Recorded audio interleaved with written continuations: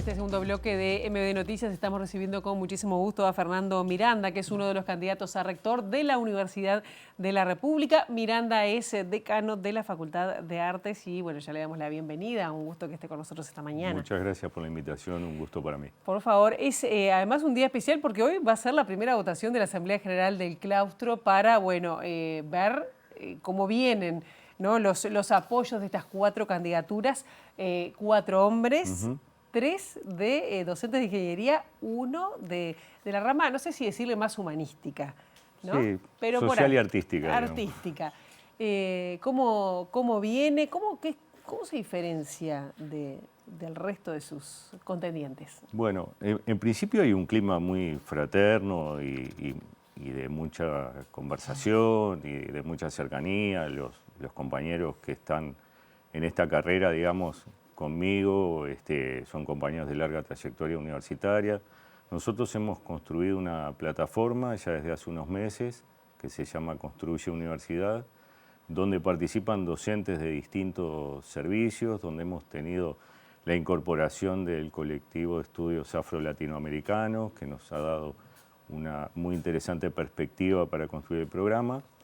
Empezamos a trabajar unos meses antes de la renuncia de Arim y sin la perspectiva de una candidatura, sino bueno, para establecer una plataforma colectiva de aportes a la universidad.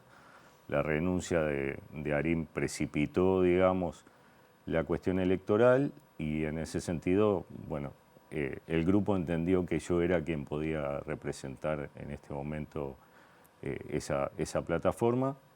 Una de las cuestiones, y disculpe que lo interrumpa, tiene que ver con cuando se manejaron los apoyos, es la construcción de institucionalidad, ¿no? La creación de una universidad de arte, de una facultad de artes que demandó mucho tiempo y la concretó bajo su liderazgo. Esto es un diferencial, es importante en esta universidad. Yo creo que es importante, eso fue parte de la confianza que el grupo depositó en mí como candidato, digamos así, el proceso de liderazgo y de conducción de creación de la Facultad de Artes. Era un proyecto que la universidad tenía hacía muchos años. Bueno, justo en mi dirección como a cargo de Bellas Artes, de lo que era el Instituto Escuela Nacional de Bellas Artes, pudimos conducir un poco y liderar el proceso de creación de la facultad, no sin naturalmente apoyo y participación de los colectivos universitarios, de los órdenes que terminaron constituyendo la facultad y de toda la universidad. El proceso empezó incluso en el rectorado de Marc Arián, se continuó en el de Arim y hace 3 años, digamos, que yo ocupo el decanato. Entonces, bueno, eso quizás haya sido parte de los antecedentes de la construcción de confianza para una posibilidad de diálogo, de negociación, de construir en la universidad en general. ¿No? Claro, una cuestión es que la Facultad de Artes no tiene voto en el Consejo Directivo Central de la universidad. Si hablamos de gobernanza, un tema que le hemos preguntado al resto de los candidatos, ¿es necesario cambiar y hacia dónde? Nosotros creemos como plataforma que es necesario cambiar. La universidad tiene 10 facultades que votan y tiene 6 facultades que integran el Consejo Directivo Central y no votan, 3 centros regionales que también integran el Consejo Directivo Central y tampoco votan. Entonces, hay un tema de ciudadanía universitaria, digamos así, en la construcción de las decisiones de la universidad. Las facultades que estamos sentadas en el Consejo Directivo Central, algunas con muchos años, 30 o 35 años, hemos construido institucionalidad, hemos desarrollado digamos, capacidad de masa crítica, de trayectoria, etc. Entonces, no parece razonable que con una universidad del tamaño de la que tenemos haya 9 servicios que no votan.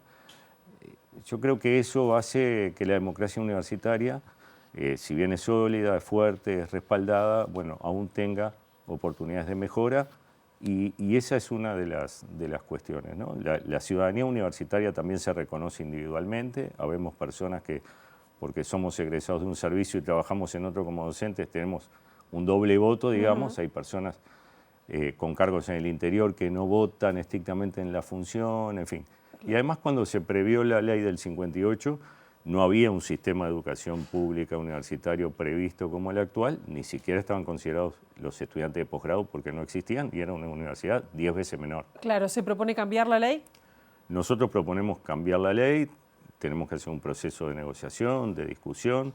Si no somos finalmente, si no soy electo rector, igualmente manifiesto mi absoluta voluntad de participar en un proceso de negociación. Todo nuestro grupo lo propone así, respecto del cambio de la ley, porque es necesario, es una ley de casi 70 años, tenemos que mantener los principios de la autonomía, del cogobierno, de la participación, pero hay que cambiar la gobernanza y hay que actualizar la ley a la coyuntura contemporánea. Le pregunto por otras cosas que también hemos hablado, que tiene que ver con la descentralización de la universidad, el peso que se le quiere dar a las sedes del interior. ¿Cuál es la propuesta? Nosotros, a esta altura, la Universidad de la República tiene un 15% más o menos de docentes y estudiantes en los centros regionales. Tenemos distintas experiencias en el litoral, en el noreste, en el este. Creemos que hay que profundizar la autonomía, la autogestión, la capacidad de decisión de los centros regionales.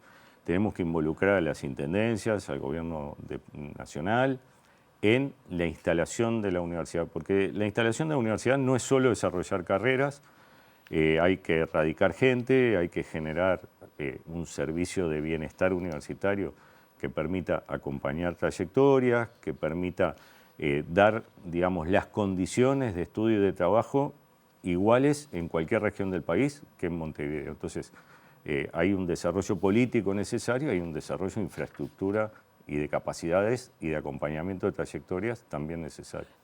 ¿Va por fortalecer esas sedes, crear nuevas? ¿Cuál sería la propuesta? Nosotros vamos por fortalecer las sedes que existen y por tratar de mejorar digamos, el inicio de la proyección de la universidad en el suroeste, digamos, en Colonia y en Soriano, en parte de San José. Allí tenemos que desarrollar infraestructura y desarrollar condiciones.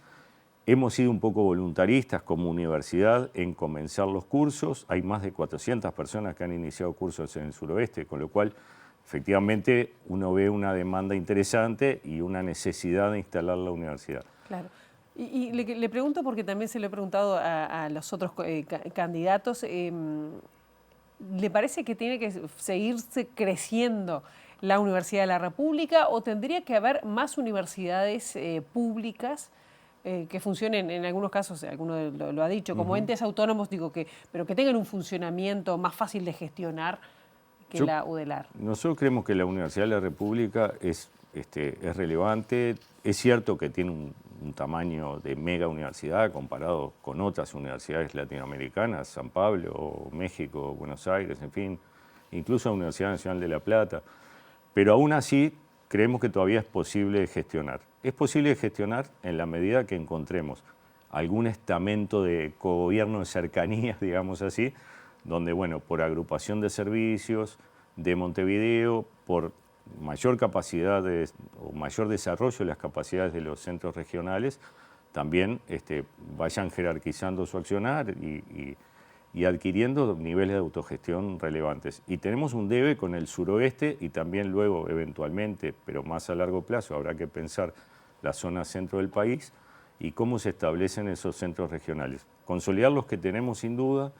El suroeste tenemos que ver ahora cómo avanzamos. Cuando yo decía, bueno, hay que hacer algún proceso de tipo licitatorio, digamos, donde, bueno, aquellos departamentos o regiones que quieran tener la Universidad de la República tienen que participar. No es una cuestión de dinero, a veces son cuestiones logísticas, de infraestructura, en fin, ¿no? Porque después, qué sé yo, Salto y Paysandú están a 100 kilómetros y es difícil a veces la comunicación, incluso por frecuencia de ómnibus. Entonces, ahí no hay cuestión de dinero, hay cuestión de logística, hay cuestiones de bienestar universitario. Los estudiantes universitarios tienen que tener, digamos, los mismos servicios en cualquier lugar del país y hoy tenemos dificultades con eso. Le pregunto por los recursos y también la masividad de los estudiantes, que, bueno, por suerte ha ido creciendo la población universitaria, pero ¿cómo se compadece o qué propuestas hay pensando en en los recursos, ¿no? Por suerte ha ido creciendo la matrícula universitaria y por suerte cada vez más gente de sectores socioeconómicos más bajos ha ido ingresando a la Universidad de la República.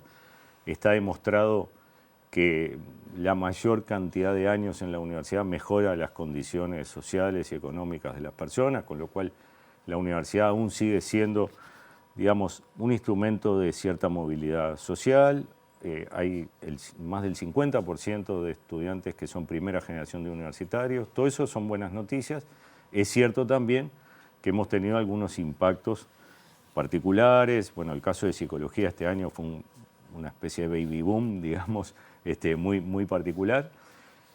Hay que pensar en recursos y hay que pensar en infraestructuras y hay que pensar también a nivel de propuestas curriculares, quizás digamos, postergar un semestre, 2 semestres la opción de carrera final con ciclos iniciales que duren un año y medio, de manera que, bueno, en ciertas áreas se puede hacer una formación básica común en los primeros semestres o años. Eso va a presionar seguramente menos la demanda y las capacidades de la universidad.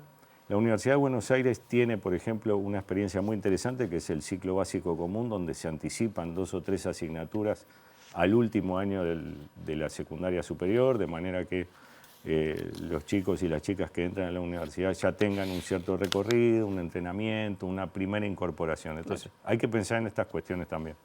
Fernando Miranda, muchísimas gracias por estos minutos y veremos qué pasa hoy en la Asamblea General de Muchas gracias a ustedes y bueno, seguiremos en esto. Muchas gracias.